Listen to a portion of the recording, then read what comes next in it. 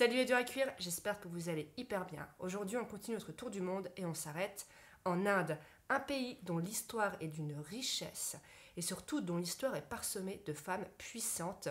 Plein de femmes militaires en plus, et vous connaissez mon amour pour l'histoire des femmes militaires, j'étais comblée. Donc sans surprise, vous allez voir dans cette vidéo, je vais parler de pas mal de femmes qui ont pris les armes. Des femmes de différentes époques, de différentes religions, mais qui ont eu en commun d'avoir fait la grandeur de l'Inde. En tout cas, j'espère que cette vidéo va vous intéresser et on y va?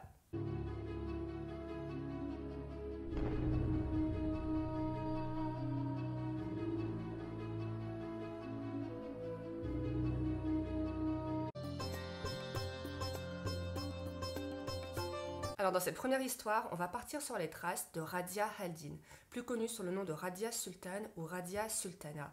Je l'aime bien, j'ai déjà mentionné plusieurs fois Radia sur Twitter, vous allez voir. Donc nous sommes au XIIIe siècle, dans le sultanat de Delhi. Mais attention, le sultanat de Delhi c'était bien plus grand que Delhi, ça englobait tout le nord de l'Inde et une partie du Pakistan. Et ce sultanat était aux mains d'une dynastie mamelouk, donc des musulmans.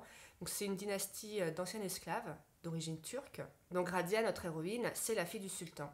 Et comme beaucoup de jeunes aristocrates de l'époque, on lui apprend à monter à cheval, à se battre, les affaires publiques, parce qu'on partait du principe que ces jeunes filles de l'aristocratie, plus tard, seraient amenées à épouser des guerriers, et que donc, quand leur mari serait en campagne militaire, il fallait qu'elles soient éventuellement capables de défendre leur territoire en cas de conflit ou d'invasion. Et Radia est une élève tellement brillante, elle a tellement de qualités, que c'est l'enfant préféré de son père. Pourtant, elle avait des frères, mais le problème, c'est que son frère aîné et héritier du trône était un déchet. Il a accumulé les fêtes, c'était un drogué, il buvait, il passait son temps à courir les filles. Pour son père, c'était juste inconcevable que cet enfant hérite un jour du trône et du sultanat, et donc du coup, il va nommer Razia de son vivant, donc héritière. Et à sa mort, donc en 1236, Razia hérite de la couronne.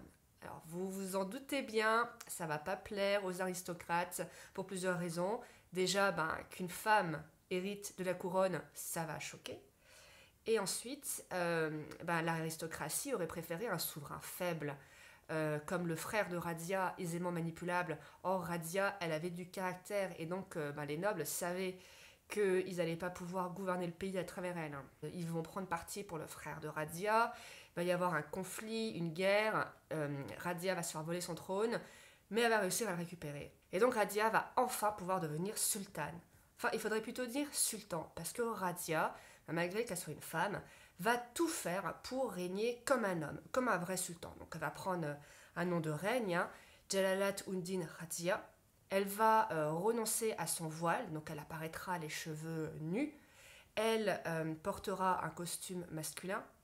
Et surtout, elle n'apparaîtra jamais en public sans une lourde épée à ses côtés. Et ce qui va également pas mal choquer quelques contemporains puristes, c'est qu'elle va renoncer au purda. Alors le purda, c'est cette tradition islamique, même si ce n'est pas inhérent à l'islam, et certaines communautés musulmanes ne le pratiquent pas, c'est cette stricte séparation des hommes et des femmes dans l'espace public. Au début, Radia jouait le jeu. Elle s'est dit, ça va, on va pas non plus trop provoquer. Donc, quand elle tenait conseil des ministres, elle se dissimulait derrière un rideau. Ça va la saouler et elle va renoncer au rideau. Et Radia va faire du bon travail. Ça va être une reine guerrière. Elle va avoir à cœur de maintenir les frontières de son royaume, voire de les agrandir. Mais surtout, elle va avoir à cœur le bien-être de son peuple.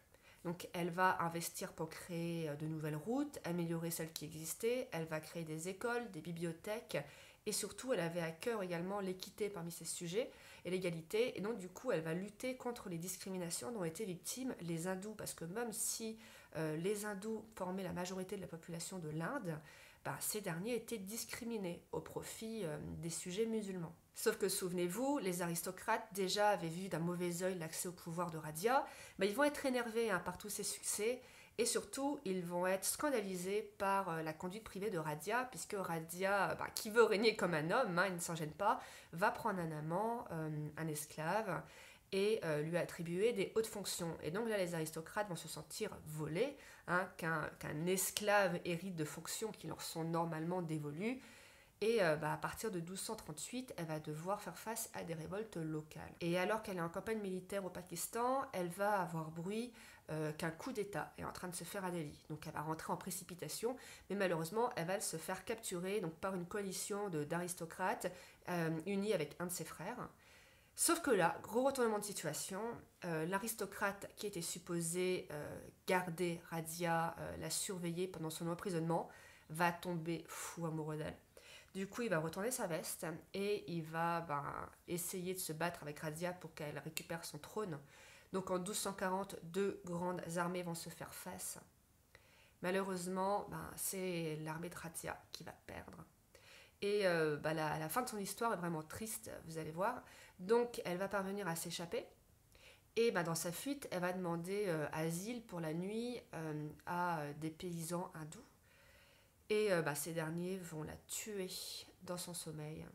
Et moi je trouve ça vraiment injuste parce que n'oubliez pas que Radhia avait quand même beaucoup fait pour les hindous, donc qu'il la trahisse comme ça, je trouve que c'est vraiment d'une ingratitude. Enfin bref. Donc quant à Radhia, sa tombe peut aujourd'hui être vue à Delhi. Et elle a vraiment marqué l'histoire de l'Inde puisque elle fut l'unique souveraine du sultanat de Delhi. Alors pour cette deuxième histoire, on se rapproche un petit peu plus de notre époque puisqu'on se plonge dans la Deuxième Guerre mondiale. On va parler de l'espionne Noor Inayat Khan. Alors Noor, elle a vraiment une enfance atypique et cosmopolite. Donc son père est un noble, un très gros aristocrate indien, donc musulman et aussi un théologien soufi. Sa mère est une américaine. Elle naît en Russie, donc elle passe quelques années en Russie, puis ensuite elle déménage à Londres et enfin elle s'établit avec sa famille à Paris où elle grandit. Donc elle va aller à l'école à Suresnes et ensuite elle va rejoindre la Sorbonne pour étudier la psychologie infantile.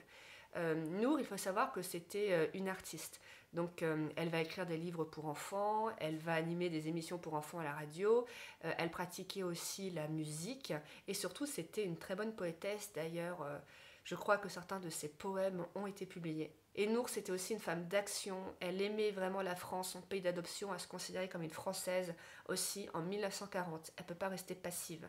Du coup, elle rejoint l'Angleterre, elle rejoint la Royal Air Force en tant qu'opératrice radio. Et comme elle est particulièrement impliquée et douée, elle va être nommée sous-lieutenant et on va lui proposer d'être parachutée en France pour servir d'espionne, en fait, transmettre des informations de Paris vers Londres et vice-versa. Et elle va accepter. Et ce qui montre que c'est vraiment une personnalité courageuse, c'est que comme les délais étaient très serrés, elle n'a même pas pu avoir une formation complète. Par exemple, quand on la parachute en France, elle n'avait jamais avant pris de leçons de parachutisme. Donc sous le pseudonyme de Nora Baker, elle rejoint Paris. Et malheureusement, son réseau de résistance va très vite être percé. Et ses collègues vont disparaître les uns après les autres, si bien que Noor se retrouve très rapidement être la seule agent restant de sa section. Et les Allemands connaissent son identité, donc du coup se mettent à la traquer. Et mettez-vous à sa place. En plus, vu son physique, c'est pas forcément facile pour elle de se dissimuler dans Paris. Donc du coup, les Britanniques vont lui proposer de rentrer en Angleterre. Sauf que Noor va refuser. Elle va dire que tant que les Allemands seront là, elle va rester là aussi à Paris pour mener à bien sa mission. Une décision vraiment très très courageuse, mais malheureusement une décision qui va être funeste. Parce que Noor va être trahie. Donc fin 43, elle va être capturée. Et là, elle va être torturée, mais elle va pas céder. Au contraire, elle va même essayer de s'échapper plusieurs fois. Du coup, les Allemands vont devoir l'enchaîner par les chevilles et les poignets à sa cellule. Elle va jamais, jamais céder. Elle dira rien. Et en septembre 44, elle va être envoyée au camp de Dachau. Donc après un procès expéditif, elle va être condamnée à mort. Et comme si cette peine de mort n'était pas déjà assez difficile, ce qui va arriver juste avant son exécution va être horrible. Donc alors qu'elle est sur le champ d'exécution, les militaires autour d'elle vont essayer de la briser. Donc ils vont la tabasser. Vraiment, ils vont la frapper avec énormément de violence parce qu'ils veulent la faire pleurer. Parce que Noor, elle a jamais cédé et ils veulent la briser. Ils supportent pas comme ça qu'elle leur résiste. Sauf que Noor, elle va rester digne jusqu'à la fin. Et juste avant de recevoir une balle dans la tête, ses derniers mots auront été dans un souffle, liberté. Donc du coup, aujourd'hui, Noor, c'est vraiment une héroïne. Elle a été décorée à titre posthume et Plusieurs routes, plusieurs bâtiments officiels portent son nom. D'ailleurs, il y a même une école à Suresnes, donc la ville où elle a grandi, qui s'appelle Noor Inayat Khan. Bon alors spoiler, cette troisième histoire va bien se terminer. Parce que je me rends compte quand même que j'ai tendance à parler de femmes au destin tragique, surtout dans cette vidéo. Donc il me fallait bien au moins une histoire où l'héroïne s'en tire bien à la fin. Donc écoutez, on va se propulser dans l'Inde, dans le Pendjab à la fin du XVIIe siècle. On va parler de l'héroïne sikh Mai Bhago. D'abord quelques mots quand même sur le sikhisme, parce que même s'il s'agit de la 5e religion mondiale, c'est une religion très discrète. Donc le sikhisme, c'est une religion monothéiste apparue au XVe siècle et qui compte à peu près 20 millions de fidèles aujourd'hui, donc majoritairement en Inde, au Pendjab, mais aussi en Amérique du Nord où il y a quand même une communauté d'1 million de pratiquants. Revenons à notre histoire. Donc Mai, comme Radia, est né dans un environnement militaire. Son père est soldat, donc il apprend à sa fille à se battre, à monter à cheval. Et surtout, Mai vient d'une famille très pratiquante. Donc c'est vraiment une sikh convaincue. Sauf qu'en ce début du XVIIIe siècle, il ne fait pas très bon d'être sikh en Inde, puisque le territoire est aux mains des Moghols. Et je dis bien Moghols avec un O et pas Mongols.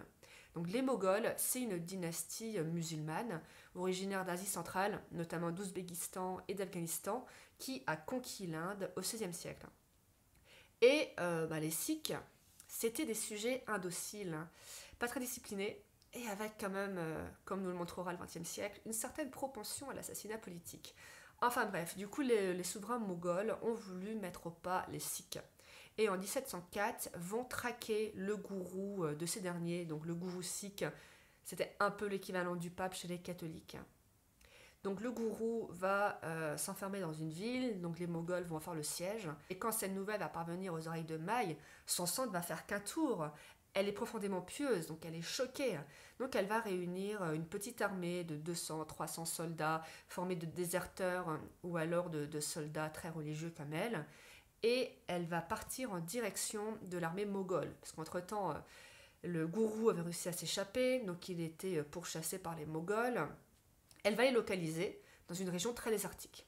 Donc elle va se positionner près de l'unique puits de la région en se disant que c'était sûr que les Moghols allaient devoir s'arrêter à ce puits. Les Sikhs ne sont pas stupides, ils savent qu'ils sont quelques centaines, que les Moghols en face sont 16 000. C'est clairement une opération suicide pour faire gagner du temps au gourou afin qu'il puisse s'échapper et retarder les Moghols. Donc Mai avait bien deviné, les Moghols vont croiser les Sikhs et la bataille de Muxtar va être une véritable boucherie. Mais les Sikhs vont résister, ils vont vraiment se battre comme des diables. Mai également va participer au combat, l'arme à la main. Bon c'est un échec, forcément les mathématiques étaient trop en défaveur des Sikhs.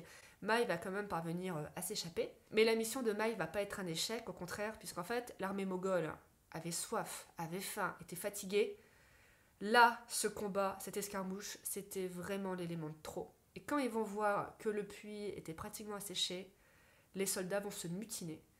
Ils vont dire qu'ils n'avanceront plus, que c'est fini, ils vont cesser de traquer ce gourou. Donc du coup, les Moghols n'auront pas le choix, ils vont retourner à Delhi.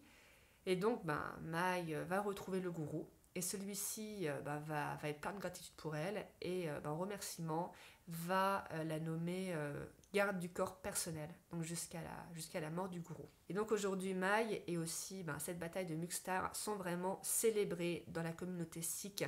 Elle est vraiment devenue une héroïne populaire, une vraie figure de résistance. Et une figure très appréciée. Donc voilà, c'est la fin de la vidéo, j'espère qu'elle vous aura plu. Franchement, c'était dur de faire un choix, il y avait tellement d'héroïnes possibles. D'ailleurs, je n'exclus pas que dans les prochains mois, il y ait un volume 2 à cette vidéo, parce qu'il y a plein de pays comme ça où je pourrais clairement pas faire qu'une seule vidéo. Le Japon, la Chine, les États-Unis, l'Italie. Je devrais faire plusieurs vidéos pour parler de toutes les femmes qui m'ont tapé dans l'œil. Écoutez, je vous rappelle que quand on aura atteint 1000 abonnés sur la chaîne, il y aura une semaine de vidéos. Donc voilà, je pense que cette expérience pourrait être marrante. Et moi, je vous dis à bientôt pour une très prochaine vidéo. Salut!